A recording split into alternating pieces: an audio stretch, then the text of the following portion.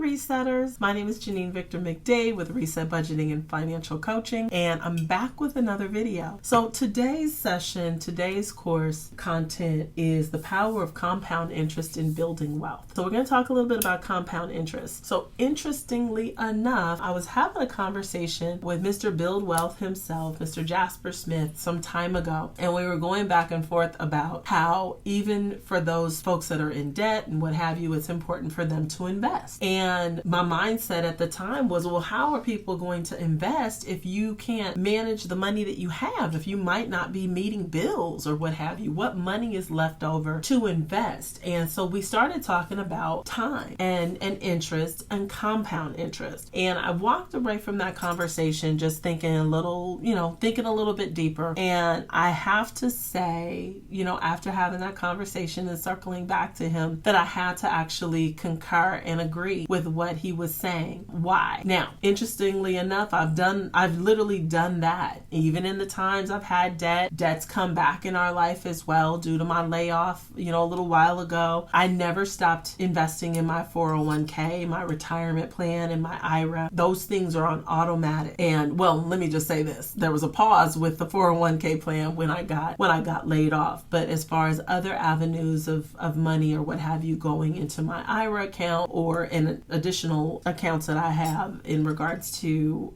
saving for the future for retirement or what have you, I did not stop those. And so I would say, Jasper has a point. Compound interest is super important. Think about it in regards to credit cards. I talked about credit cards and how credit cards play the interest game, right? You start with an amount that you've charged. If you don't pay that amount off in full, then you're going to get charged interest on the amount plus whatever else you might have spent, and then, so on and so on and so on. And so it's a snowball effect of interest being charged to you. Now, compound interest, on the other hand, is very similar, but it is in reverse. And so I wanted to pull up something, in just layman's terms to kind of give you a gist of what compound interest is and how important it is. So I went on over to my friend ChatGPT and I said, okay, ChatGPT, explain to me in layman's terms the power of compound interest in building wealth. And here's what ChatGPT had to say. They said, sure, think of compound interest as interest on interest. It's like planting a money tree that grows bigger and bigger over time. Put some money into an account that earns interest. The bank pays you interest on that money. Next time, you earn interest not just on your original money, but also on the interest you've already earned. Over time, this snowballs and your money grows faster and faster. So once again, that's exact opposite with credit card debt. Now, it is interest on interest, but it's interest on interest charged to you, whether it be a late fee that was added, additional interest if you don't pay it off in full, and then you get charged interest on top of all of that in regards to those fees and charges. When you're saving, it absolutely works in your favor. So here's a little example. It said, let's say you invest $100 and it earns 10% interest per year. So think about this. After 1 year, you have $110, right? 10% of $100. After 2 years, you have $121 because now you're earning interest on the 110, not the 100. By year 10, you have $259. So it's more than double that you actually put out there. And after 30 years, provided you don't touch this $100 and you don't touch anything in the bank of what this $100 is doing, and the 10% is consistent interest, you'll have $1,744. So about 17 times your original amount. So what's the key? Time. And time is something that you cannot get back. The longer you can have your money sit and collect interest and work for you, the better and more money you will recoup from that initial investment. All right. The bigger the effect. And so starting early, even if it's small amounts, if it's something,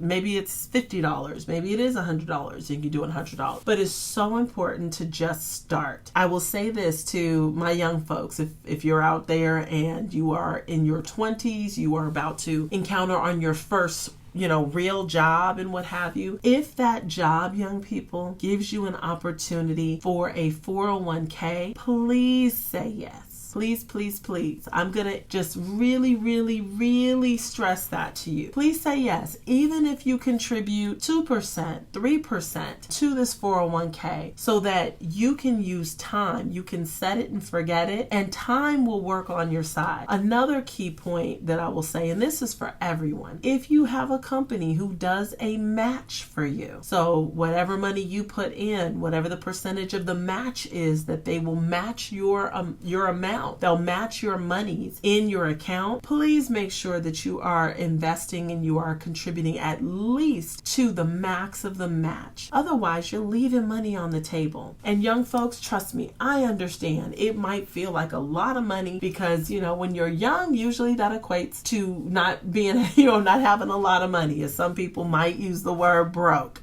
Okay, and I get it, right? Been there, done that. I understand. But I'm telling you, the 2, 3, 4%, you're not going to miss it. It's going to be literally pennies on the dollar. But that dollar and those pennies are going to work for you with time.